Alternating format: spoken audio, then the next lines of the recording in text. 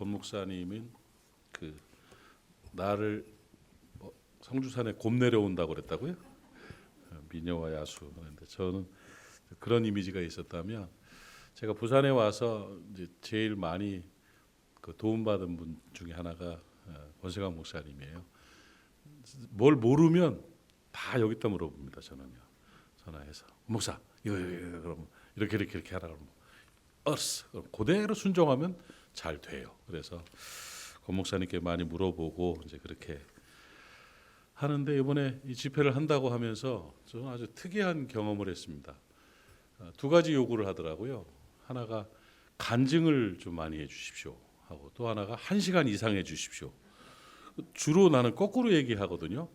간증보다는 그냥 말씀 중심으로 해주십시오. 좀 짧게 해주십시오. 이러는데 이 양반은 뭐가 특이하게 1시간 이상 하라고 그러고 간증을 하라고 그래가지고 이 뭔 일인가 이제 그러고 생각을 했습니다. 그런데 간증을 하라고 그러니까 제가 간증 뭐가 있지 하면서 돌아보는 계기가 됐어요. 제가 저 말씀을 준비하면서 이렇게 돌아보면서 내 스스로가 은혜가 됐어요. 내 인생에. 이래서 하나님께서 나를 좀 깨닫게 하시려고 간증을 하라고 하셨나 보다 이렇게 생각하는데 저는 간증을 잘 안 합니다. 왜 안 하냐면 제 간증은 부끄러운 일이 많아서 어디 가서 우리 사모도 저한테 하는 말이 특별한 경우 아니면 당신 얘기하지 말라고. 상처받고 힘들어지니까 사람들. 그래서 알았다고 이제 그렇게 하는데 이제 정말 10여 년 동안 안 한 것 같아요. 어디 가서도 얘기도 안 하고 또 특별한 뭐 소년원이나 이런데 집회 가면 이제 그때는 이제 간증을 좀 하면서 나를 바꾸신 하나님이 너희들 바꿔 주실 것이다. 나를 회복시킨 하나님이 너희를 회복시킬 것이다. 이제 그런 얘기를 하는데 교회 집회를 가면 제가 좀 잘 안 해요. 안 하고 제가 춘천에 1991년도에 춘천 가서 개척했어요. 개척하면서 신학교 졸업하자마자 개척하면서 제가 이름을 바꿨었습니다. 이름이 뭐였냐면 그때는 박요한 전도사라고 그랬어요. 박상철이 아니고 박요한이라고 이름을 바꿔서 춘천 가서 이제 사역을 하고 춘천에서 13년 목회하면서 건축 끝내고 미국으로 들어가게 됐는데 제가 이름을 박요한이라고 바꾼 이유 중에 하나가 나를 감추고 싶어서 좀 숨기고 싶어서 그랬었고 박요한으로 있다가 안수를 받을 때 이제 전도사 때 개척을 했거든요. 안수 받을 때는 박상철에게 안수하노라. 그래서 안수 받고 난 다음부터 이제 제 이름을 다시 찾아서 박상철 목사로 했습니다. 가리고 싶고 부끄럽고 좀 속상한 이제 간증거리들이 좀 있어가지고 그걸 이제 할까요 말까요? 나에 대해서 나쁘게 생각하지 마요 그럼. 그러니까 제가 고백을 좀 드리면 저는 이제 보통 고등학교를 우리 대한민국은 3년 정도 다니죠. 3년 다니는데 저는 1년 만에 조기 졸업을 했어요. 굉장한 사람이죠. 학교에서는 퇴학이라고 그러더라고. 근데 나는 그냥 조기 졸업이라고 하고 그래서 1년 딱 다니고 그 다음부터 이제 양복 입고 머리 기르고 다녔던 그때는 머리가 길렀고 왜 있잖아요 도끼비 뒤에다 꽂고 다니는 거 이렇게 뒤치면서 이러고 다녔던 그 시절이 있었습니다. 그래가지고 아주 어린 나이에 저보다 한 3살 4살 정도 많은 사람들은 나한테 다 형이라고 불렀던 시절이 있었습니다. 내가 내 나이를 감추고 사니까 또 워낙 늑수구리 했고 그래서 그렇게 살면서 여러 가지 나쁜 짓을 많이 했어요. 뭐 다 말하면 안 돼요. 근데 놀라운 일이 뭐냐면 우리 아버님이 목사님이었습니다. 장로교 합동 측 목사님이었어요. 교회도 잘 다니고 내가 그랬는데 그 이후로 이제 삐뚤어지기 시작하면서 문제들을 많이 일으켰고 주로 이제 폭력 행위 등 처벌에 관한 법률 위반 뭐 이런 걸로 그런 일이 많이 있었어요. 그러던 중에 1979년도에 하나님께서 저를 붙들기 시작했습니다. 그래서 잡은 게 그때 전두환 씨가 그 계엄사령관을 하면서 그때 순화교육이라는 걸 만들어서 삼촌교육대를 이제 만들었어요. 알아요? 갔다 왔어요? 갔다 온 건 아니시고 유명했죠. 그런데 그때 우리 그 친구들이 조직에 있던 친구들이 거의 다 잡혀갔어요. 거의 다 잡혀가고 지금도 그 친구들 지금도 연락하는 친구들도 있고 잡혀갔었는데 저희 집도 이제 찾으러 왔었죠. 뭐 몇 개 이제 기소 중지된 것들이 몇 개 있어가지고 잡으러 왔는데 우리 아버지가 지혜롭게 해가지고 경찰들을 보내고 그때는 막 잡아갔어요. 막 그냥 길거리 가다가도 붙들고 가니까 아버지께서 나를 부르시더니 너 좀 빨리 피해야 되겠다. 그래서 어떻게 해요? 그랬더니 버스를 타지 말고 기차를 타고 저 청평역에 가면 거기에 봉고차가 하나 있을 것이다. 그걸 타고 무조건 가라. 이러면서 설명을 해주셔요. 아버지 그거 어떻게 하세요? 우리 아버지도 옛날에 좀 그랬대. 그래가지고 알았다고. 그러고서 정근모라는 친구랑 둘이서 기차를 타고 버스 탔으면 진짜 검문이 많아가지고 잡혀갔죠. 청평역에 내렸더니 진짜로 빨간 색깔 봉고차가 있어요. 그걸 그냥 타도 되게끔 태워주는 거예요. 알고 봤더니 거기 밑에 옆에 보니까 한월산 기도원이라고 기도원 버스야 그게. 그래서 그걸 타고 그리고는 이제 한월산 기도원으로 숨어 들어간 거예요. 들어가는데 그때 친구랑 둘이 가다가 그 기도원 입구에서 거기서 도저히 거기는 가고 싶지 않은 거예요. 가면 뭐 담배도 못 피고 술도 못 먹고 거기 기도원 들어가가지고 내가 지금 뭐 하고 있나 아직 몸에 와닿지를 않았어요. 그래서 올라가는 길에 그 입구 바로 그 언덕 있어요. 가보신 분은 알 거예요. 개울 흘러가는데 그 길 중간쯤에 이제 거기서 아저씨 좀 내려줘요. 그랬더니 안 돼요. 또 위에까지 올라가야 돼서 아이씨 내려줘. 그랬더니 예 하고 끽 쓰더라고. 그래가지고 이제 둘이서 내려가지고 개울 건너서 텐트 하나 치고 숲속에 그 속에 이제 사람 안 보이는데 텐트 치고 거기서 한 달을 살았어요. 한 달을 살면서 숨어 살면서 진짜 고생 많이 했습니다. 비 오면 텐트 비 다 새고 나중에는 배낭 위에 이렇게 올라 앉아가지고 잠을 자야 되고 그 길 건너편에 있는 옥수수 밭에서 바나 같은 거 불이 다 안 붙으니까 다 챙겨가지고 갔는데 그래가지고 생옥수수 뜯어가지고 먹으면서 아침에 설사하고 뭐 또 먹고 맛있더라고. 먹어도 배고프니까. 근데 그렇게 이제 그 속에서 생활을 하다가 그리고는 도저히 안 되겠어요. 그래서 이제 그립기도 하고 하나님이 부르시는 것 같은 느낌이 들었었죠. 그래서 한월산 기도원 안으로 이제 들어가는 거예요. 그때도 희한한 일이 있었어요. 들어가는데 그때 들어가려면 기도원에 그 뭐라 그래 그거 입장료가 아니고 하여튼 돈을 내면 이 명찰을 이게 리본을 하나씩 줬어요. 리본을 색깔별로 평신도는 무슨 색깔 뭐 그런데 그 리본이 있어야 출입이 가능하거든요. 근데 그 뭐 지난주에 끝나고 갔던 사람들 버리고 간 게 막 길바닥에 수두룩하더라고.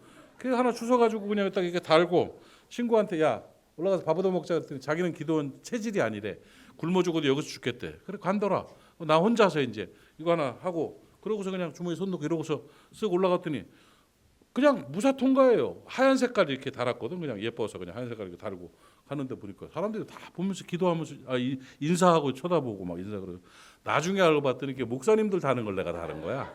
그 목사님들 다는 걸 달고 들어가 가지고 그 안에서 밥 얻어 먹고 잠자고 하면서 예배도 참석하고 하면서 2주를 지났어요. 2주를 지났는데 그 여름에 2주를 거기서 사는데 거기는 보통 3, 4일만 지나면 다 방한 받고 내려가고 은혜 받고 내려가고 심지어는 거기는 우리 집 이제는 다 방언 은사 받았습니다. 우리 집 강아지만 빼놓고 다 은혜 받았습니다. 해서 방언 은사를 못 받으면 개만도 못한 놈이 되는 거예요. 그래가지고 나는 2주가 지나도 안 돼요. 안 되고 이천성 목사님 그때 막 이런 분이 건들기만 해도 쓰러지고 자빠지는 그런 능력의 종이었는데 앞자리에 앉아가지고 기도하면서 안수를 수없이 받아도 나는 이렇게 안수를 탁 하면 막 와 사람들 기도하는데 안수를 탁 하면 아씨 이래 되는 거예요. 그런 상황이 되면서 2주를 지났는데도 도저히 은혜가 안 돼요. 근데 희한하더라고요. 2주 정도 지나도 방언이커녕 기도도 안 되고 아버지 불러놓고 이렇게 하게 되는 이런 메마른 사람이었는데 근데 그게 마음에 절망감이 들어요. 아씨 이게 뭐야 내 인생 왜 이렇게 됐나. 친구들도 한 명도 안 오지 뭐 가족들도 연락을 안 하지. 그때 뭐 연락할 것도 별로 없었으니까 연락할 소통도 안 되고 돈도 떨어지지 힘들지 외롭지. 그런데 다른 사람들 막 은혜 받고 기뻐하고 춤추고 막 그런데 나는 이러고 밥 얻어 먹으려니까 그냥 있었고 그러는 상황에서 하나님도 나를 버렸나 하는 생각이 들더라고요. 하나님도 나를 버렸나? 나 이렇게 내 인생 이렇게밖에 안 되나? 막 너무 서글픈 생각이 며칠 들었어요. 그리고는 목요일 날 한 3주째 되는 목요일이었던 것 같아요. 목요일 날 2시 기도회에서 안수를 받았는데 아무 반응이 없는 거예요. 또 그러면서 속이 울컥해져 가지고 에이씨 이럴 바에야 차라리 산에 올라가 죽는 게 낫겠다 이런 생각이 들고 욕을 참 제가 찰지게 잘했었어요. 그 욕도 속으로 막 하면서 아씨 막 이러면서 이제 이따가 에이 나간다 하고서는 나가는데 이제 거기는 봉치 하나 줘가지고 신발 주머니로 신발을 한 수천 명이 모이니까 거기에 엄청나게 모였었어요. 그냥 가는데 보니까 산에 올라가서 기도하면 은혜 받는다고도 하고 올라가서 결사 기도를 해야 된다 그러고 그러니까 올라가려니까 방석이 하나 필요한데 이렇게 보니까 어떤 아줌마가 막 기도하면서 이러고 저기가 있더라고. 방석이 하나 있어가지고 그냥 그 방석 이렇게 들고. 근데 그때 내가 올라갈 때는 아무것도 안 갖고 왔는데 성경책도 좋은 게 하나 있더라고요. 나 어디서 났는지 모르겠어. 그거 하나 이렇게 방석에 이렇게 접어가지고 끼고 이러고서는 산으로 올라간 거예요. 그날이 나의 운명의 날이었습니다. 산으로 올라가서 철조망 지나서 이쪽 기도원 그 위에 지금 이천성 목사님 산소 있는 쪽 그 뒷산으로 한참을 올라가가지고 정말 이렇게 보면 하늘만 보이고 조용한 그 산 속으로 올라갔어요. 그래가지고 거기 큰 참나무가 하나 있고 그 밑에 터가 기도하던 터가 있었던 것 같아요. 누가 기도했던 것 같아요. 거기다가 방석 하나님이 주신 방석 깔고 하나님이 주신 성경책 놓고 그리고서 정말 처음 1대1로 하나님을 만나는 시간을 가졌어요. 거기 딱 앉아가지고 야 이게 내가 도대체 어떻게 해나 하고 이제는 여기서 내가 기도하다가 은혜를 받으면 새 사람 되고 은혜를 못 받으면 여기서 그냥 죽자. 뭐 이런 생각, 뭐 실제 죽기에 했겠습니까마는 그런 마음이 드는 마음으로 가서 앉아가지고 쫙 기도를 시작했어요. 무릎을 딱 꿇고 앉아가지고 하나님, 아버지, 할 말이 없어. 막 진짜로 그랬어요. 답답하고 뭐가 안 돼요. 안 돼가지고 참 이러고서 일어나서 해보자. 일어섰어요. 일어서가지고 방석을 밟고 일어서가지고 참나무가 있어. 참나무를 딱 붙들고 하나님. 아무 반응이 없어요. 근데 희한한 일이 벌어집니다. 그때가 새벽 오후 한 3시 반, 4시쯤 그때쯤 됐을 것 같아요. 그 대낮에 그걸 붙들고 하고 있는데 졸음이 오는 거야. 여기 조는 사람 있죠? 은혜가 임하기 전입니다. 이게 막 졸음이 오는데 잠이 얼마나 오는지 왜 버스 타면 버스 붙잡고 이렇게 졸려면 이렇게 되는 거 있잖아요. 그것처럼 이거 나무를 붙잡고 막 이렇게 졸았어요. 막 그런데 이게 뭐 졸면 이 은혜가 임하려나 보다고 주여 물러가라 막 이러고서 한 10분 15분 정도를 그때 졸고 이러고 있었는데 졸음이 싹 물러가요.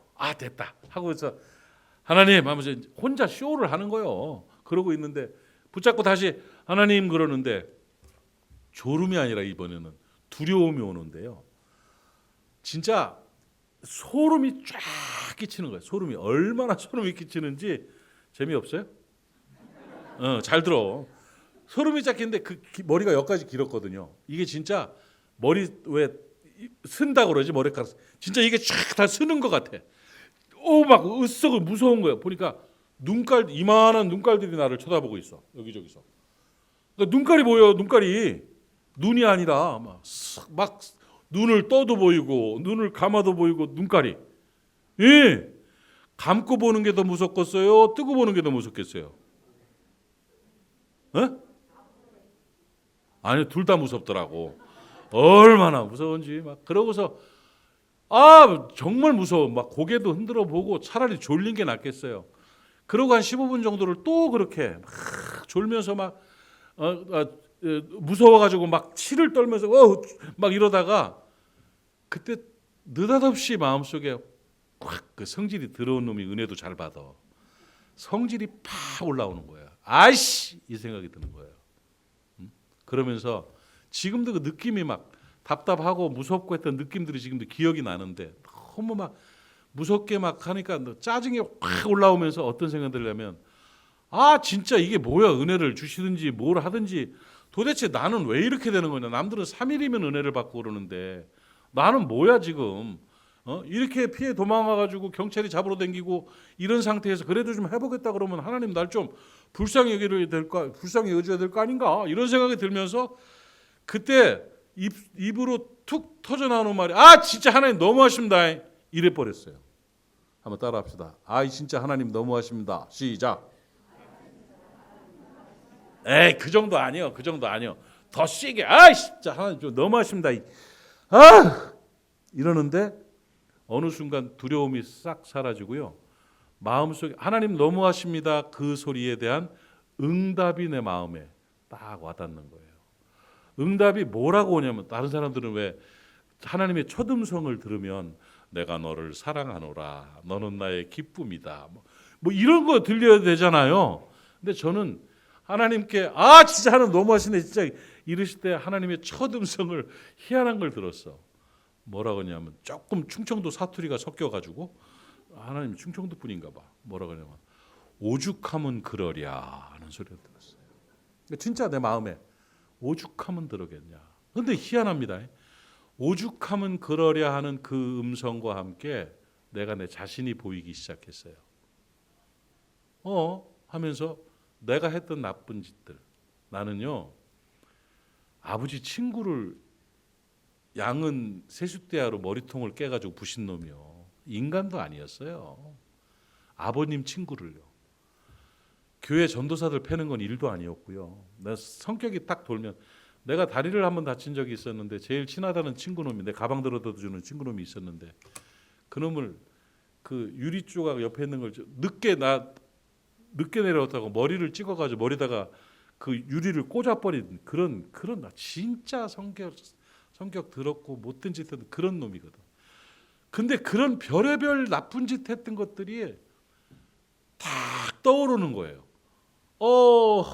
진짜 내가 막 괴로움으로 졸린 거 무서운 거 다 떠나고 오죽하면 그러겠냐는 하나님의 음성이 들려오면서 내 자신이 보이면서 그 자리에서 진심 어린 한마디 기도를 했습니다. 하나님 잘못했어요. 그 말 한마디 했어요. 억양도 비슷합니다. 하나님 잘못했어요 하는데 성령이 임하셨어요. 불이 확 임하면서요. 여기서부터 이 뒤까지 전기가 쫙 오르면서 무거운 하여튼 불 같은 게 확 임해서 그대로 주저앉아가지고 거기서부터 통곡하기 시작한 거예요. 정말 의식도 없고요. 진짜 그냥 막 눈물 콧물을 쏟으면서 내 평생에 그렇게 울은 게 처음이야. 그냥 참나무 밑에 거기 앉아가지고 막 발을 굴르면서 울기 시작했어요.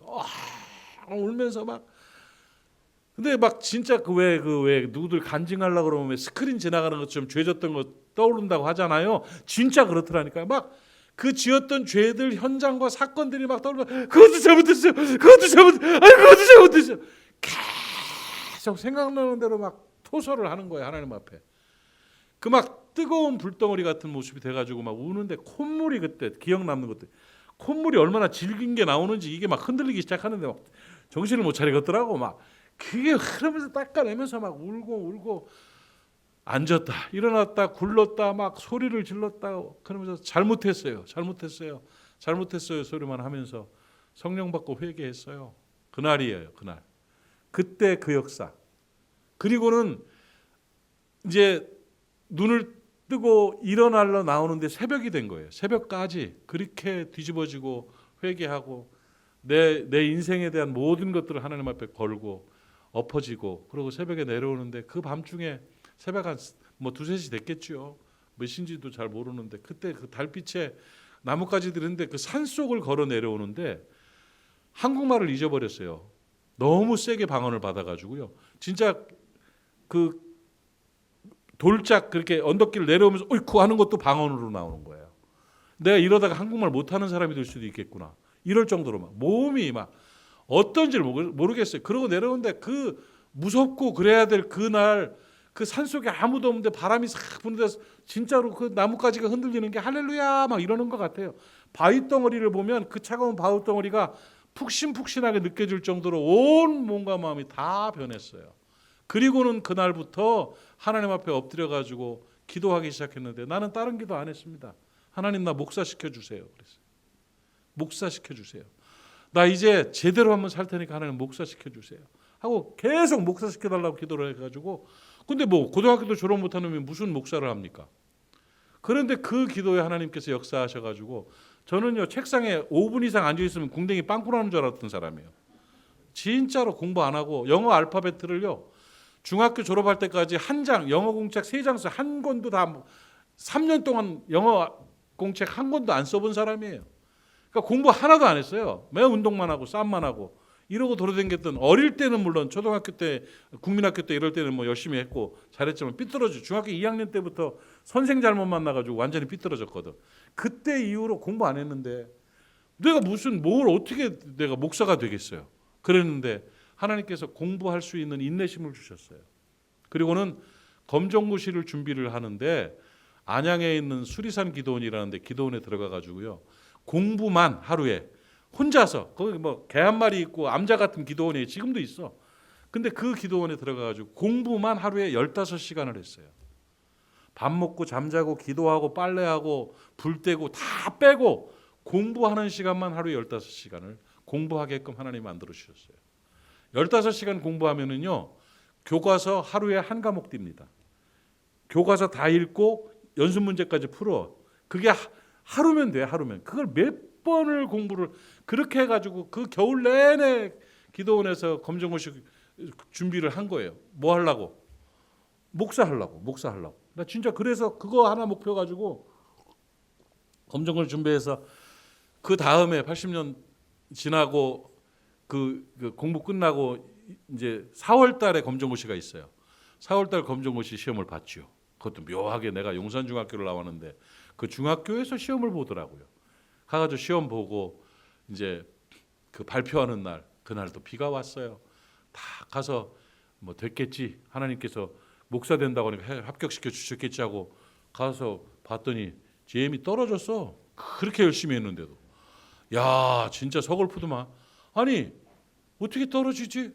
근데 보니까 뭐 2과목인가 3과목 뭐 과락이 있어가지고 떨어진 거예요. 아 진짜 그 남영동의 그 성남극장 앞에를 비 오는데 혼자 떨어지고서 다시 기도원으로 들어가려고 나오는데 눈물 엄청 났어요. 근데 그때 내가 생각한 게 내가 막 줄줄 울면서 하늘 보면서 사나이가 울긴 왜 울어? 아마도 빗물이겠지. 이러면서 다시 그날 기도원 들어가서 그날부터 다시 공부했어요. 그리고 8월 검정고시에 우수운 성적으로 합격하고 우수한이 아니라 우수운 성적으로 합격을 하고 그리고서 이제 공부를 하면서 대학을 들어가게 됐고요. 대학도 막 간증이 많아요. 여러 어디 갔다가 안 되고 막 결국은 서울신대 들어가고 하고 그 검정고시 출신은 제가요. 검정고시 보고 또 할빈신학교 갔다가 서울신대 사회복지하고 서울신대 신학과하고 서울신대 대학원하고 그리고 미국에 그 침례 신학대학이 있어요. 대학교인데 유니버시티인데 거기서 제가 박사학위 받았어요. PhD 받았어요. 저는요. 물론 뭐 무시하는 건 아니고 디민이나 이런 게 아니고 PhD 학위를 받게 되고 그래 내가 박사님이라니까 얼렐레 그래 그렇게 공부해가지고 그리고는 복음의 열정이었습니다. 정말 뜨거운 가슴으로 하나님 앞에서 저는 29살 때 교회 개척했어요. 29에 이 장반들이 놀래지도 않아. 29에 개척해가지고요. 예. 그리고 36살에 교회 건축 끝낸 사람이요. 그리고 13년 사역하고 일 딱 마치고 미국으로 들어가서 미국에서 성시운동본부 미국 본부 세워가지고 그 본부장하고 그리고 한국에 나와가지고 지금 사역하면 나는 그 은혜를 받으면서부터 연합사역자로 쓰임을 받는 그 결단을 한 거죠. 그러면서 제가 평생을 살아오면서 복음사역을 위해서 저는요. 그럴 일은 없지만 너 다시 뭐 하려면 뭐 하고 싶으냐? 난 또 목사할 겁니다. 나는 목사로 살아갈 사람이고 저는 목사예요. 목사가 가장 좋고 내 또 하라면 또 목사할 거고 나 진심으로 목사로 살 것을 제가 작정하라고 살아가고 있어요. 저는 지금 살아오면서 지금까지 하나님의 인도하심이 너무 놀랍고 커요. 제가 간증을 뭐 다 설명할 수 오늘 1시간 하라고 그랬는데 5시간 10시간도 할 수 있어요. 그런데 제가 오늘 여러분에게 드리고 싶은 말씀 뭐냐면 그 바닥까지 같은 내가 진짜 수갑 차고 앉아가지고 어머님이 찾아와가지고 그러면은 어머니께서 수갑 차고 앉아 있는 놈 합의 봐가지고 사과하고 데려가기가 얼마나 마음이 아팠겠습니까? 어린 놈이 싸가지 없이 그러고 댕기니. 그러는데 나를 데리고 오면은 우리 엄마는요 어머니고 아버지고 저를 뺨 한 대 안 때렸습니다. 그러면서 우리 엄마가 내가 잡혀갔다가 돌아온 날 밤에 내가 집에 오면은 아버지 많이 안 맞았어? 밥 먹고 자라. 그러고는 엄마 아버지가 없어져요. 그럼 새벽 2, 3시쯤 목말라가지고 깨보면 그 옆에 교회 옆으로 가보면 그 교육관에서 어머니 아버지가 나를 위해 기도하는 장면이 늘 보였었어요. 그래 우리 엄마는요 나한테 진짜 야단 안 치고 내가 사고 칠 때마다 실수할 때마다 문제 일으킬 때마다 뭘 얘기하냐면 상철아 앉혀놓고 그래요. 왜 그러니? 하고 왜 그래 그러면 아이고 얘 너 이 다음에 간증거리 만들려고 그러지? 이 말 꼭 하셨어요. 너 이 다음에 간증거리 만들려고 그러지? 그렇게 나를 신뢰하고 믿어줬어요. 근데 진짜로 이 일이 간증거리가 되잖아요. 그러니까 하나님 나라 건설을 위해서 사역하고 감당하고 지금 저는 살아오면서 내가 했던 것보다 내가 수고한 것보다 늘 더 많은 걸 하나님이 채워주셨어요. 내 능력보다 더 큰 일들을 저한테 맡겨주셨어요. 뭐 죄송한 말씀이지만 이번에 부산 기독교 청년협회 대표회장을 하는 것도요. 시와 나라와 기독교계의 모든 일들을 결정하는 게 부산의 기독교 대표 그러면 이제 박상철 목사예요. 시장님을 지금 대표회장 된 다음에 4번을 만났어요. 만나서 얘기를 해야 되고 상황을 진행해야 되고 이런 일들을 하는 그 대표회장을 맡겨주셨는데 지금 종교계가 중요하니까 그런 일들을 하는 그 중요한 일을 저한테 맡겨주셨어요. 그것도 장로교가 아니라 성결교단 목사가 그 일을 맡았다는 건 그거는 이 장로교 목사들이 굉장히 지금 불쾌해하고 있습니다. 말도 안 되죠. 성결교는 부산에 와 보니까 옛날에는 2단이라고 그랬다가 요즘은 고신, 합동, 통합, 그 다음 순서가 군소교단 이렇게 만들어요. 군소교단 속에 성결교, 순복음, 감리교, 침례교가 들어가요. 얘들을 묶어놓고 군소교단이 돼. 아니 우리가 고신보다 큰데 우리가 왜 군소교단이야? 부산은 그래요. 그런데 군소교단이라는 그 목사가 대표회장이 됐으니 사람들이 뭐 기분이 좋겠어요? 그런데 어떻게 할 거예요? 하나님이 맡겨놓으시고 하나님이 이끄시는 거예요. 우리 멤버들이 지금 임원들이 24명이에요. 실무 임원들이요. 각 교단에서 다 모여가지고 그 교단의 실무위원들이 일을 하고 그 일을 감당하고 있어요. 제가 능력됩니까? 안 됩니다. 실력 있습니까? 없습니다.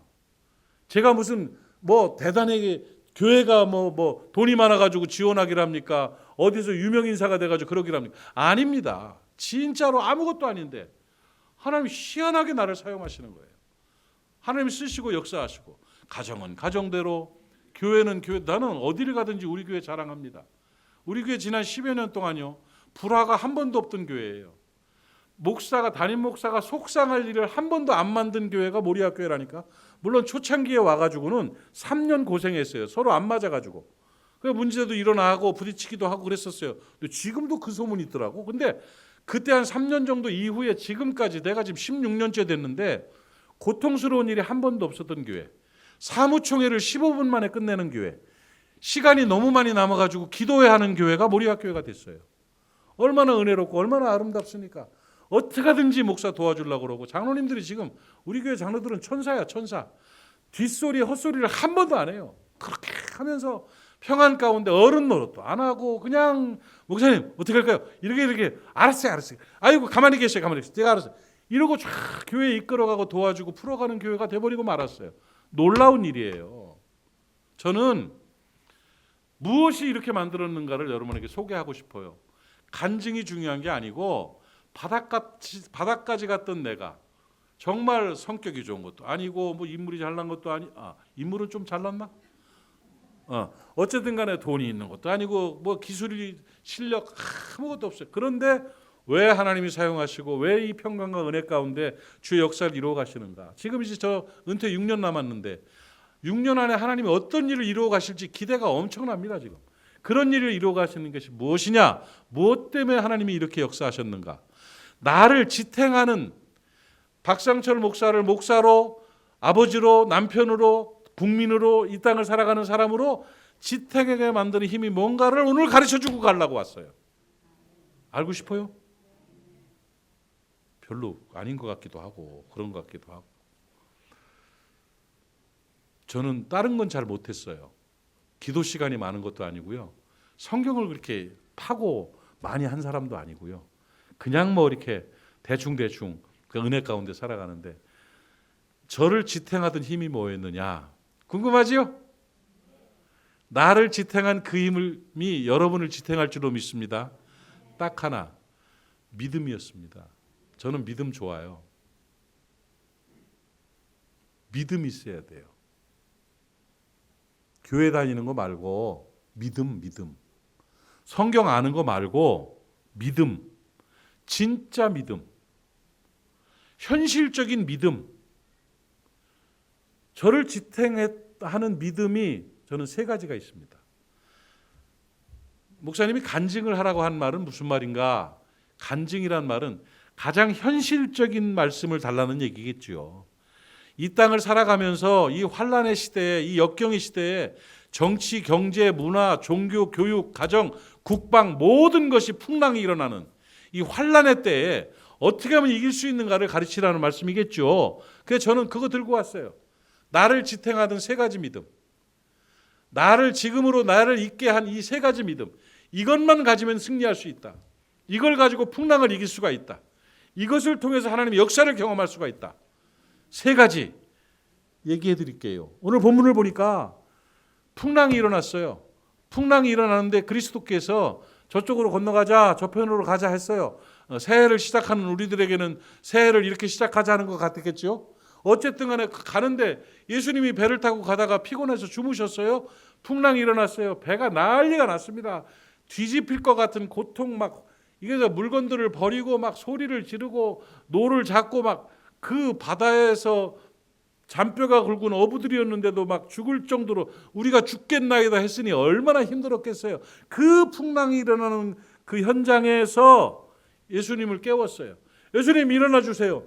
아이고 이거 우리가 죽게 됐습니다. 그러더니 예수님 부시시 일어나더니 허망하고 황당하게도 바람아 멈추어라 파도야 잠잠하라 하니까 풍랑이 싹 그쳐버렸네.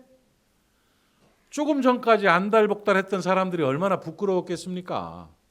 그러면서 그리스도께서 이 난리를 치는 제자들을 호들갑 떠는 제자들을 보면서 딱 한마디 하셨어요. 성경 한번 찾아봐요.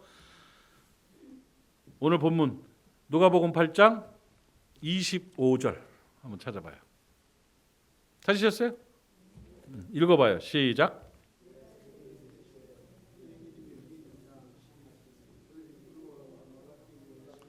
됐습니다. 예. 예수님이 풍랑을 잠잠케 하시고 풍랑 때문에 괴로워하고 힘들어하고 죽을 것 같다고 했던 그 제자들에게 한마디 딱 하신 게 네 믿음 어디 있느냐 이거예요. 이 말은 다른 말로 하면 왜 이렇게 믿음이 없냐 이거예요. 아니 믿음이 있어야 되는데 왜 믿음이 없냐. 제자들에게 너희 믿음이 어디 있냐. 이게 비단 갈릴리 바다에서 풍랑을 만났던 그 제자들에게 주시는 말씀입니까? 이 시대를 살아가는 그리스도인들에게 주시는 말씀입니다. 너 믿음이 있냐? 너 믿음이 어디 있냐? 너 도대체 뭘 믿고 있는 거냐? 오늘 이 음성을 들으시기 바랍니다. 아니 뭐 문제만 조금 생기면 그냥 안달이 납니다. 호들갑을 떱니다. 그냥 힘들어서 하나님이 나를 버렸나? 뭐 주웠나? 하나님이 죽었나? 살았나? 하나님을 죽였다 살렸다 하고 막 버렸다 주웠다 하고 난리가 납니다. 그거 아니라는 거죠. 그리스도께서는 어떤 역경과 환난 속에서도 한 가지 요구하는 게 있습니다. 그게 뭐냐? 믿음입니다. 믿음. 여러분 믿음 있는 성도들 되시기를 바랍니다. 믿기를 바랍니다. 믿음이 뭐요? 믿음이라는 게 뭡니까? 바라는 것들의 실상이요 보지 못하는 것들의 증거니. 그럴 쓸데없는 소리 하지 말고 나를 지탱하는 힘이에요. 하나님을 믿는 이 믿음 때문에 내가 이긴다는 거, 그거가 있어야 된다니까요. 나한테 누가 뭐래도 난 이걸 믿는다. 이거가 있어야 믿음 있는 거라니까요. 무슨 신학적 개념을 얘기하는 게 아닙니다. 여러분 풍랑 속에서 삶의 현장 속에서 이 믿음이 있어야 된다는 거예요. 오늘 진짜 대사교회 성도 여러분, 그냥 기독교적인 종교인 말고 폼 잡는 사람들 말고 진짜 하나님 안에서 믿음 있기를 바랍니다. 현실적인 믿음, 실제적인 믿음, 진짜 내가 믿고 있는 거, 생활 속에서 내가 진짜 믿고 행할 수 있는 거, 그 믿음을 가지시기를 축복합니다. 나 오늘 3가지 얘기할 거예요. 내가 평생을 지탱한, 나를 지탱한, 나 이거 믿고 살거든요. 이거 믿으니까 됐거든요. 더 심하게 말하면 겁날 거 하나도 없거든요. 이거 믿으니까. 그렇게 살아가요. 누가 뭐라든 간에. 그 믿음. 몇 가지? 참. 몇 가지요? 3가지요. 3가지. 왜 그거 옛날에 그 동화 있죠. 그 동화 그게 뭔지 모르겠네. 그 왜 산속에서 그 무술을 연마하고 돌을 닦던 제자가 이제 산을 내려가. 더 이상 가르칠 게 없다. 하산하라. 예, 스승님 가겠습니다 하고 부모의 원수를 갚기 위해 갑니다 하고 인사하고 떠나려고 하는데 잠깐 그러더니 얘야 하면서 이런 주머니 하나를 딱 주면서 이거지 가져가서 힘들 때마다 하나씩 사용해라 하면서 이렇게 주면 그 속에 봤더니 구슬이 3개 있어. 이렇게 3개, 파란 구슬, 빨간 구슬, 노란, 그건 신호등인가? 어쨌든 그게 있어가지고 딱 가가지고 적들이 나타나죠 뭐 할 때 그걸 탁 집어가지고 하나 딱 던지면 팡 터지면서 문제가 해결되고 뭐 역경을 이기고 하는 그거 몰라요? 그런 동화 있었죠. 마치 그것처럼 제가 세상을 살아가면서 하나님께서 내게 주어주신 그 요술구슬과 같은 하나님께서 내게 주신 3가지 중요한 믿음이 있어요. 그 믿음 여러분 동일하게 소유할 수 있기를 바랍니다. 첫 번째가 뭐냐면 첫 번째 내가 믿고 사는 거예요. 내가 박 목사가 믿고 사는 진짜 어려울 때마다 더 철석같이 믿는 믿음이 뭐냐? 하나님이 나와 함께 하신다는 믿음이에요. 임마누엘이에요. 하나님이 나랑 함께 하신다니까요. 이거 사람들 잘 못 믿더라고. 근데 나는 믿어요. 진짜 하나님이 정말로 나와 함께 하십니다. 풍랑의 시대 속에 살고 있지만 정말 모든 것들이 혼란으로 빠져들고 있지만 누가 매래도 하나님은 나와 함께 하신다. 여러분 하나님이 여러분과 함께 하십니까? 하나님이 나를 원격 조종하는 분이 아니에요. 하나님이 멀리서 뭐를 해결해 주시는 분이 아니에요. 하나님은 지금도 나와 함께 하시는 분이에요. 이걸 믿고 살아가면 겁날 거 하나도 없어요. 어두운 밤길을 걸어도 어린아이가 어두운 밤길을 걸어갈 때도 아버지가 손잡고 가면 겁날 거 하나도 없잖아요. 그러니까 하나님이 함께 하심을 믿는 그 믿음만을 가지면 우리는 넉넉하게 이길 수 있습니다. 예수 그리스도께 이 풍랑이 있는 그 속에서 예수님이 주무시고 계셨어요. 그 안에 계셨다고요. 제자들은 예수님을 인식하지 못했지요. 그런데 풍랑이 있는 배 안에도 제자들과 예수님은 함께 계셨다니까요. 그 속에 주님 함께 계셨다고요. 여러분의 가정 안에 주님이 함께 계십니다. 여러분의 사업 안에 하나님이 함께 계십니다. 여러분의 생업 속에 함께 계셔요. 교회 안에 함께 계셔요. 내 인생과 함께 하고 계시다고요. 그거 믿으면 돼요. 주여 깨우면 파도야 잠잠하라 바람아 그쳐라. 그러면 끝나는 거예요. 그 믿음으로 살아가는 우리가 되면 참 좋을 것 같아요. 이거는요. 예수님도 그런 마음으로 사셨어요. 예수님이 잡혀 돌아가시기 전에 제자들이 다 떠났어요. 공포와 위협이 몰려오기 시작했습니다. 그런데 그 역경과 어려움 속에서 십자가를 앞에 두고 예수님이 한마디 고백한 거 있어요. 뭐라고 했냐면 요한복음 16장에 32절 보면 보라 너희가 다 각기 제 곳으로 흩어지고 나를 혼자 둘 때가 오나니 벌써 왔도다. 이제는 고독하다는 거예요. 외롭다고 두렵다는 거예요. 인간으로서. 혼자 올 때가 됐다 왔다 하시면서 그러나 내가 혼자 있는 것이 아니다. 아버지께서 나와 함께 계시느니라. 예수님이 그렇게 사셨어요. 혼자 있는 게 아니다. 아버지께서 나와 함께 계시느니라. 그러고 십자가의 승리를 하셨던 것입니다. 여러분, 믿음이라는 것은 신학적 논리가 아닙니다. 믿음이라는 것은 철석같이 내가 받아들이고 믿는 걸 말하는 거예요. 그냥 마음에 콱 믿어버리는 거예요. 하나님이 나와 함께 계시다를 믿으시기 바랍니다. 하나님이 나와 함께 계시면 무서울 거 없습니다. 겁날 거 없. 여러분 하나님께서요 그 믿음 주시려고 예수님의 이름을 뭐라고 했어요? 임마누엘이라고 했다고요. 마태복음 처음에 임마누엘이었어요. 마태복음 끝날 때도 보라 세상 끝날까지 너희와 함께 하리라. 성경 전체의 가장 큰 축복과 하나님이 가장 원하시는 요구하시는 믿음이 뭐냐? 임마누엘이에요. 그걸 믿으세요. 속 썩어도 하나님이 나와 함께 하신다를 믿으시면 됩니다. 자녀들이 어려움이 있을 때 하나님이 함께 하신다.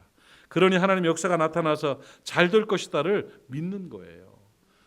제 평생에 정말 어설픈 가운데, 부족함 가운데, 어려움 가운데 별의별 난간을 다 춘천에 살다가 미국에도 또 라스베가스에 살았어요. 거기가 얼마나 환락의 도시인 줄 아십니까? 거기 살다가 부산 왔다가 뭐 이러면서 전국 각지의 세계적인 일들을 감당하면서 제가요, 지난 몇 년 전에 우리 그 부교육자가 제 사역 일정을 갖다가 연말에 보고를 하는데 보니까 1년에 집회를 112번 나갔더라고. 안 놀래네 또. 52주에 물론 하루 집회도 있고 이렇지만 나가서 복음 전하는 게 112번이었어요. 내가 간 곳에 예수 믿고 구원받으러 가서 일어나서 영접 기도한 사람이 10,000명이 넘었어요. 1년 동안에. 하나님이 그렇게 사용하시고 그 역사를 이루어 가시는 거예요. 소년원도 가고 학교도 가고 찾아다니면서 주의 복음 전하고 믿기를 원하는 사람이 일어나라고 하면서 구원하고 영접 기도시키고 이런 일들을 하면서 살아가는데 그게 기적입니다. 기적. 저는요 MBTI 여러분 아세요? MBTI 저는 I입니다. I. 저는 내성적인 사람이에요. 제가 막 굉장히 활동적이고 뭐 사람들 만나는 거죠. 저는 식사 약속했다가 깨지는 게 제일 기쁜 사람이에요. 누구 만나기로 했는데 그거 못 만난다 그러면 아이고 그래요 아쉬워하는 척하면서 너무 기쁘고 감사해요. 저는 바깥에 일하고 집에 들어가면 20-30분 동안 혼자 있어야 됩니다. 에너지를 다시 충전을 하려면 쫙쫙 빨려요. 그래서 사람 만나는 것도 불편해하고 누구랑 노는 것도 별로 안 좋아하고 내가 목회한다는 건 기적이에요. 제가 초등학교 때 중학교 때 일어나가지고 손 들고 국어책 한 번도 안 읽어본 사람이 나는. 뒤로 번호별로 다음 읽고 할 때 내 차례 오면 나는 거의 죽을 것 같이 두려워했던 사람이에요. 정말 극아이인 내가 복음을 전하고 말씀을 전하면서 하나님의 일을 감당하고 있어요. 무엇 때문에? 하나님이 나와 함께 하시기 때문에. 그것만 믿으세요. 다른 건 몰라도 누가 매래도 하나님 나와 함께 하신다. 아멘. 믿어지십니까? 그냥 믿지 말고 철석같이 믿으세요. 여러분 하나님 여러분과 함께 하심을 철석같이 믿습니까? 그 호들갑 떨지 마요. 안달하지 말라고. 뭘 그래 걱정이 많고 뭘 그래 힘들고 우울감에 고통에 괴로움에 치를 떱니까? 하나님이 함께 계시는데. 아멘. 두 번째는 나는 뭘 믿느냐면 궁금하지 않아요? 내가 믿는 거는 그 능력의 주님께서 나를 특별히 사랑하신다는 걸 믿어요. 나 진짜 믿어요. 하나님이요 묘하게 나를 사랑하셔요. 하나님 나를 특별히 사랑하셔요. 여러분 하나님을 믿는 믿음은 하나님이 나와 함께 하신다는 믿음이고 또 하나 반드시 믿어야 될 믿음은 하나님이 나를 특별히 사랑하신다는 걸 믿으셔야 돼요. 하나님이 여러분을 특별히 사랑하심을 믿으시기 바랍니다. 믿으시기 바랍니다.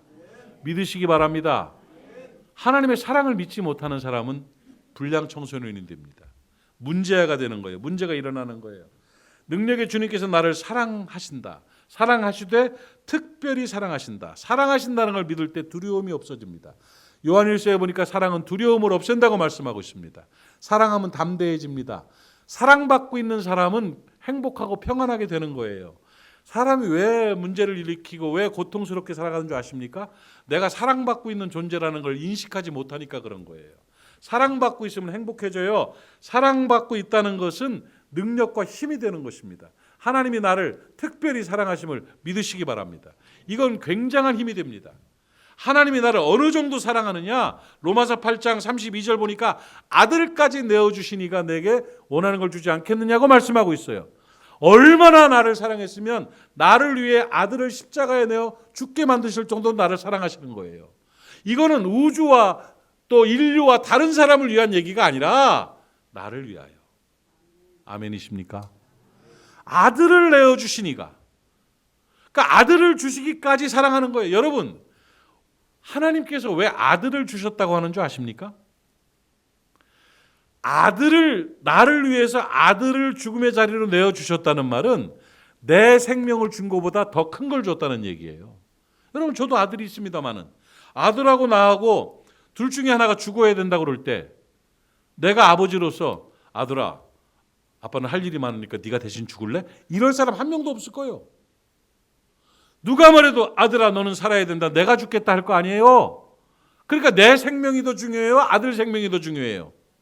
아들 생명이 더 중요하죠. 저도 그래요. 아들 생명이, 하나님도 아들 생명이 더 중요한데 그 중요한 아들 생명도 나한테 줬다는 거는 더 이상 못 줄 게 없다는 거예요. 가장 사랑한다는 거예요. 최고 사랑의 표현이 뭐냐? 아들을 내어줬다는 거예요. 그렇게 나를 하나님이 사랑하시는데 그걸 믿지를 못하고 그걸 받아들이지를 못하고 하나님의 사랑을 기억하지 못하고 혼자 허덕이고 뛰면서 버림받았다고, 나를 버리셨다고 이러고 앉아있으면 하나님 마음이 얼마나 섭섭하시겠어요. 30몇 년 동안 제가 목회를 하고 있습니다. 목회하면서 제가 예배를 마치고 축도 직전에 꼭 파송의 말씀을 하면서 지금까지 거의 한 번도 안 빼놓은 우리 교회, 오늘도 우리 교회 끝나면서 1부 예배, 2부 예배 다 그거 했어요. 다 하는 게 일어서서 축도 받기 직전에 파송의 기도를 드리고 말씀 기도를 드리고 그 다음에 꼭 하는 게 하나 있어요. 이 가장 중요하기 때문에 여기도 해도 될 것 같아요. 뭐냐? 우리 온 교인들은 늘 하나님이 나를 특별히 사랑하십니다를 선포하고 세상으로 나아갑니다. 한번 연습해 볼까요? 손 가슴에 얹으세요. 오른손 가슴에 진심으로 한번 고백하시오. 하나님이 나를 그냥 하나님이 나를 특별히 사랑하십니다. 이러지 말고 이 특자에다가 힘을 실어야 돼. 특별히 이렇게 해봐요. 시작. 하나님이 나를 특별히 사랑하십니다. 아멘. 그 사랑이 느껴질 때, 그 사랑이 믿어질 때, 그 사랑의 능력이 나타나는 거예요. 사랑은 상호작용입니다. 혼자 사랑하는 건 스파크가 일어나지 않습니다. 짝사랑은 영원한 싱글입니다. 하나님만 여러분 사랑하고 있고 여러분이 하나님의 사랑을 받아들이지 않는다면 그 사랑은 여러분 코드를 꼽지 않은 전기와 똑같습니다. 하나님의 능력이 나타나는 비결은 뭐냐? 하나님께서 그렇게 사랑하시는데 나도 그 하나님의 그 사랑을 인정하고 받아들이는 거예요. 그걸 믿음이라고 하는 겁니다. 하나님이 나를 사랑하심을 받아들이는 게 사랑에 관한 믿음을 갖는 거예요. 하나님은 나를 아들을 주시기까지 그렇게 애절하게 사랑하는데 나는 그 사랑을 못 느끼고 있다면 내가 느끼는 것만큼 받아들이는 것만큼만 사랑의 능력이 나타나는 거예요. 왜 하나님께서 내게 큰 은혜를 주시는 줄 아십니까? 나는 하나님이 나를 얼마나 사랑하는지 나는 느끼기 때문이에요. 믿기 때문이에요. 특별히 사랑하세요. 기가 막히게 사랑하세요. 적절한 타이밍에 기막히고 가장 적절하고 가장 좋은 것으로 채워주시는 사랑의 은혜가 있다는 것이죠. 이 믿음으로 말미암아 우리의 삶은 지탱할 수 있고 승리할 수 있고 능력과 축복을 경험할 수가 있는 것입니다. 하나님이 여러분을 특별히 사랑하심을 믿으시기 바랍니다. 아들까지 내어주신 하나님이 뭐는 주시지 않겠습니까? 깨달아지십니까? 하나님이 여러분을 사랑하시는 걸 믿습니까? 십자가를 생각만 해도 가슴이 좀 뭉클해집니까? 하나님이 나를 얼마나 사랑하는지를 묵상하고 있으면 눈물이 주르륵 흐르고 가슴이 뜨거워집니까? 그거가 있어야 돼요. 하나님과 연애하는 사람 돼야 돼요. 기독교 신앙의 본질은 뭔지 아십니까? 하나님과의 특별한, 하나님과의 친밀한 사랑의 관계입니다, 여러분. 어설픈 종교 행위가 기독교 신앙이 아닙니다. 하나님과의 사랑의 친밀한 관계를 맺어가는 그런 모습으로 하나님의 사랑을 느끼며 믿으며 살아갈 때 우리는 진짜 예수쟁이가 되는 것이고 하나님 사이즈의 일을 감당할 수가 있는 거예요. 믿으셔요. 좀 제발 좀. 어떻게 사랑받는 사람 표정이 아니요. 사랑받는 사람의 표정이 어떤데 달라요. 하나님이 나를 특별히 사랑하신다. 꼭 믿으셔요. 아들을 내어주신 하나님이, 내가 개척하기 전에 결혼하고 바로 우리가 저기 대전에 갔어요. 대전 천양원 고아원 아시죠? 우리 교단 교화원인데 대전 천양원이라는 고아원에 내려가서 결혼하고 바로 갔어요. 그래서 집사람이랑 나랑 거기서 생활을 하는데 아이고 그때 월급이 뭐 생활비가 안 돼. 나는 거기 원목으로 가고 우리 집사람은 거기 사회복지사로 갔어요. 총무로 가가지고 둘이 있는데 그 학고방집 같은 데서 살면서 거기서 이제 생활을 하고 거기서 이제 우리 아이를 낳았어요. 큰 애를 이제 그때 이제 그 즈음에 애를 낳고 이제 고아원에 이렇게 살면서 거기 살다가 도저히 못 견뎌가지고 이제 서울을 가. 우리 집사람은 서울만 살던 사람이라 시골 내려가서 사는 게 어려워. 그 머리가 아프고 힘들면 서울 가서 매연을 맡으면 머리가 나요. 희한한 성격이야. 그 서울로 임신해가지고 서울로 갔는데 가면은 어머니한테 가면 내가 월요일 날 쉬는 날이니까 주일밤 예배를 마치고 가서 월요일 날 이제 다 내려오는 거예요. 가기만 하면 우리 엄마가 참 며느리 사랑 세상에 오만순 여사만큼 잘해준 사람 없어. 얼마나 며느리를 아끼고 사랑하는지 그 어린 나이에 와가지고 시집와가서 사니 얼마나 힘들었겠어요. 그 힘든 걸 그걸 이해하는 거예요. 그리고 사모라는 이름 그 하나로 우리 엄마는 애틋하게 생각해가지고요. 오기만 하면 막 바리바리 싸서 주고 먹을 거 주고 막 돈 주고 막 당신 생각나지? 우리 엄마가 얼마나 잘해줬는지 몰라. 그럼 내려올 때 보면 진짜 막 고기에 잡채에 뭐 김치에 주고 봉투에 막 이런 거 막 딱 해가지고 매번 갈 때마다 그렇게 해주니까 이 사람이 너무 미안한 거야. 그 가족들은 다 미국으로 들어갔고 혼자만 남아있던 상황이었는데 너무 시어머니한테 너무 고맙고 너무 미안하니까 나중에 그 말 잘 못하는 양반인데 그 얘기를 하다가 어머니 너무 감사해요. 올 때마다 이렇게 좋은 걸로 채워주고 이렇게 그냥 이게 이러면서 고맙다고 하는데 우리 엄마가 그냥 인생 최고의 명언을 하셨잖아. 어깨를 툭 치면서 아이고 예 하면서 우리 집사람한테 뭐라고 한 줄 알아요? 예, 내가 너한테 아들도 줬는데 뭐는 못 주겠니? 이야, 평생 잊혀지지가 않아. 내가 너한테 아들도 줬는데 내가 뭐는 못 주겠니? 우리 하나님 심정이요. 아들도 줬는데 우리한테 뭐는 못 주겠어요. 하나님이 그런 사랑의 하나님이셔요. 그 사랑을 받아들이는 분량을 넓히세요. 그 깊이를 넓히세요.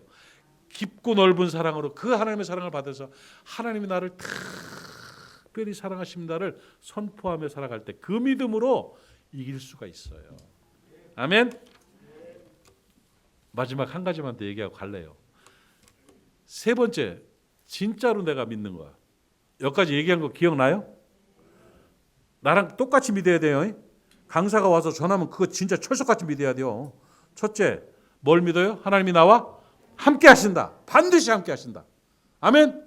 두 번째 뭐예요? 하나님 나를 특별히 그냥 사랑 아니요. 어떻게? 특별히 사랑하신다. 아멘. 세 번째, 이 사랑이 있으신 함께 하신 하나님께서 세 번째로 내가 믿는 거예요. 나 무슨 난관이 있고 역경이 있을 때마다 풍랑이 칠 때마다 어렵고 혼란스러운 일이 얼마나 많겠어요. 그런데 그때마다 내가 굳게 믿고 하나님 앞에서 담대히 나아가는 세 번째 믿음은 뭐냐면 세 번째 구슬을 던지는 거예요. 세 번째 믿음이 뭐냐면 하나님은 나를 반드시 도와주신다. 진짜 도와주셔요. 하나님은 나를 반드시 도와주신다. 주님께서 베푸시는 그 능력 안에서 주님의 도우심을 믿고 살아갈 때 일이 풀려요. 해결돼요. 하나님의 도와주심을 믿으시기 바랍니다. 믿으시기 바랍니다. 하나님의 도우심은 늘 최적이요 최선입니다. 가장 좋은 것을 가장 적절할 때 주십니다. 하나님은 최고의 기획자이십니다. 내 인생의 기획자이시고 내 사역의 기획자이십니다. 하나님 따라가서 하나님의 도우심을 구하고 하나님의 도우심이 나타나면 어쩌면 그렇게 퍼즐을 맞추는 것처럼 아구를 딱딱 맞춰가지고 정확한 시간에 응답을 주시는지 하나님의 도우심은 엄청납니다. 하나님은 도와주시되 반드시 도와주십니다. 하나님의 도우심을 믿고 사는 저와 여러분 되기를 바랍니다. 히브리서 13장 6절 말씀에 주는 나를 돕는 자이시다 고백하고 있습니다. 주를 나는 돕는 자이시니 내가 사람을 무서워 아니하리로다. 사람이 내게 어찌하리오. 이 얼마나 큰 고백입니까? 제대로 산 사람들은 다 이 믿음 갖고 있습니다. 여러분, 하나님의 도우심을 믿지 못하면 큰일 못합니다. 하나님의 도우심을 믿지 못하면 아무것도 못합니다. 사람은 늘 능력보다 큰 일을 하게 돼 있습니다. 그게 하나님 사이즈의 일입니다. 자기에게 주어진 거 여건보다 큰 일을 하게 되어 있습니다. 여러분 기도도 뭐라고 말씀하시죠 아십니까? 에베소서에 보니까 내가 바라고 구하는 것보다 넘치도록 주시는 하나님이라고 말씀하고 있잖아요. 그게 무엇 때문이냐? 하나님의 도우심 때문이에요. 그 도우심을 구하지 않고 도우심을 믿지 않고 살아가면 연명하는 사람이 됩니다. 여러분 그리스도인은 연명 알지요? 코에다가 밥줄 꼽아놓고 그냥 누워서 살면서 숨만 쉬고 있는 걸 연명이라고 합니다. 그리스도인은 먹을 것만 축내는 하루하루 시간을 때워가는 연명의 존재가 아니라 사명의 존재임을 믿으시기 바랍니다. 하나님의 도우심을 믿지 못하면 연명합니다. 그러나 하나님의 도우심을 경험하면 사명자로 승리할 수가 있는 것입니다. 그 은혜가 있기를 주의 이름으로 축원합니다. 내 능력보다 큰 걸 주십니다. 내 역량보다 넘치도록 하시고 내 기도보다 많은 것을 주시는 하나님의 일하심은 바로 하나님의 도우심입니다. 하나님이 도우심을 요구할 때 하나님이 도와주시는 겁니다. 그러면 큰 역사를 이루는 거예요. 그걸 좀 믿으세요. 제가 아들이 하나 있습니다. 딸도 하나 있습니다. 아들, 딸이 둘 다 초등학교 때 애들이 미국 들어가서 모리학교에서 청빙을 해가지고 제가 부산으로 나오면서 아이들은 대학을 들어갔으니까 나올 수가 없었어요. 나올 수가 없어서 두 아이 하나는 이제 좀 일찍 큰 아이는 딸은 좀 네바다 주립대학교를 졸업하고 이제 좀 일찍 들어왔고 그 이제 조금 늦게 들어간 우리 둘째 아이는 그 USC 대학이 있었는데 거기서 공부를 하면서 혼자 있었어요. 혼자 있었고 그러면서 그 아이들이 이렇게 있는 중에 큰 딸이 들어오고 작은 딸이 혼자 미국에 살아요. LA가 얼마나 위험한 도시입니까? 근데 그곳에서 애가 자취하면서 혼자 사니까 엄마 아빠 마음이 얼마나 불편하겠어요. 그런데 미국에서는 미국은 생활하는 그 수준이 좀 괜찮았어요. 미국 교회에서는 연봉이 꽤 많아서 한 10만 불 되니까 마음대로 나누고 베풀고 쓸 수 있었어요. 근데 여기는 나 알아보지도 못하고 왔는데 그거 반도 안 되더라고 사역비가 생활비가. 근데 뭐 어떻게 하겠어? 목사가 뭐 그 월급이 아니고 사례비니 그냥 주는 대로 먹고 사는 게 그러니까 이 돈을 가지고 애들을 돕기도 어렵고 힘들고 뭐 이런 상황이었어요. 그래도 하나님의 은혜로 잘 되어 나가는데 여기서도 좀 어렵지만 거기서도 좀 애가 어려웠던 모양이에요. 그리고 대학을 졸업할 때쯤 돼가지고 혼자 기숙사 생활을 하다가 지엄마한테 이제 전화를 하는 거예요. 이제 한국으로 나와야 되는지 뭐 이거를 어떻게 취업을 해야 되는지 뭐 상의를 하고 지금 생활하고 있는 부분들에 대해서 이제 뭐 얘기를 하는 중에 애가 좀 어려웠던 모양이야. 그런데 저는 믿거든요. 하나님의 도우심을 믿기 때문에 먼 일이 있어도 겁날 게 하나 없어요. 진심으로. 그런데 이 아이가 이렇게 얘기하는데 엄마가 스피커폰으로 얘기를 하고 나는 이제 소파 옆에 앉아 있고 나는 있는지 없는지 잘 모르는 걸 지 엄마랑 통화를 하고 있으니까 엄마 어째가 저째가 하면서 이제 아들놈이 통화를 하는 중에 얘기를 쭉 듣다 보니까 이놈이 대단히 독립적이야. 지가 어려워서 하루에 햄버거 한두 개만 먹고 살아도 그냥 버텨나가면서 그렇게 살려고 노력을 해. 그러면서 자기가 하고 싶은 일도 있지만 견디면서 미국에서 자란 아이들이 뭐 도움 요청을 잘 못하잖아요. 그러면서 막 하면서 뭘 하고 뭐 시시시 순장을 하면서 뭐 얘기 쭉 하는데 내가 느낌이 전체가 얘가 많이 힘들어하는구나 그랬어요. 그래가지고 야, 아들 아빠도 여기 있다. 아빠 하이 이러는 거예요. 그래 하면서 내가 한마디만 할게 하고 그 핸드폰을 뺏어가지고 하나님이 내게 주셨던 진심 어린 얘기를 하나 했습니다. 그 힘들게 미국에서 혼자 살아가고 있는 지금은 이제 한국 나와서 잘 살고 있는데 이놈한테 내가 꼭 해줄 말이 있었어요. 뭐냐면 의환아 의환이에요 이름이 의환인데 의환아 얘기 잘 들었고 많이 힘들지? 괜찮아요 뭐 이렇게 돼. 힘들어도 뭐 잘 이겨나가겠지. 그런데 하면서 내가 뭘 얘기했냐. 아들아 너의 능력은 아빠의 도움까지 포함한 게 너의 능력이야. 도움을 요청해. 힘들면. 그 얘기했어요. 사람의 능력은 아버지의 도움을 포함한 게 내 능력이에요. 이거는 내가 우리 아들한테 한 말이 아니에요. 하나님이 내게 하신 말씀이에요. 박 목사야, 살기 힘들지? 사역하기 힘들지? 걱정하지 마. 나의 능력, 아버지 하나님 나의 능력을 포함한 게 너의 능력이야. 네 능력 속에는 하나님의 도우심이 있다는 그런 말씀인 것입니다. 여러분, 왜 혼자 뛰려고 하십니까? 왜 혼자 허덕이십니까? 도움을 청하세요. 하나님은 나를 반드시 도우시는 분이십니다. 반드시 도와주시는 분이에요. 여호와는 나의 빛이요 구원이시니 내가 누구를 두려워하리요. 여호와는 나의 생명의 능력이시니 내가 누구를 무서워하리요. 하나님은 나를 돕는 자 중에 계시다고 분명히 시편 기자는 말씀하고 있습니다. 그 믿음을 가지셔야 돼요. 그 믿음 없이 어떻게 살아갈 수가 있습니까? 여러분, 복잡한 믿음 필요 없어요. 논리적이고 신학적이고 멋쩍이고 의미 없습니다. 저는 그냥 나를 지탱해 준 딱 세 가지 믿음. 나 이 믿음 가지고 여태까지 살아왔고 앞으로도 이 세 가지를 철석같이 믿으면서 내가 승리하며 살 자신이 있습니다. 왜? 내가 아니라 하나님이시기 때문에.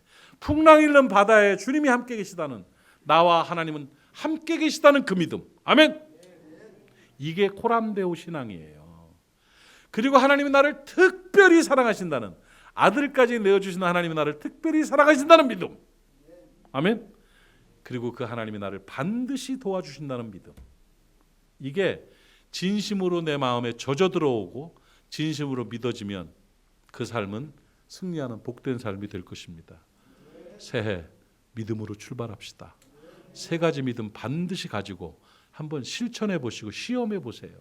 내가 이 믿음으로 살면 어떤 능력이 나타났는지를 한번 믿어보시고 한번 시험해 보시고 그 믿음으로 함께 행복하게 살아갈 수 있기를 바랍니다. 아멘.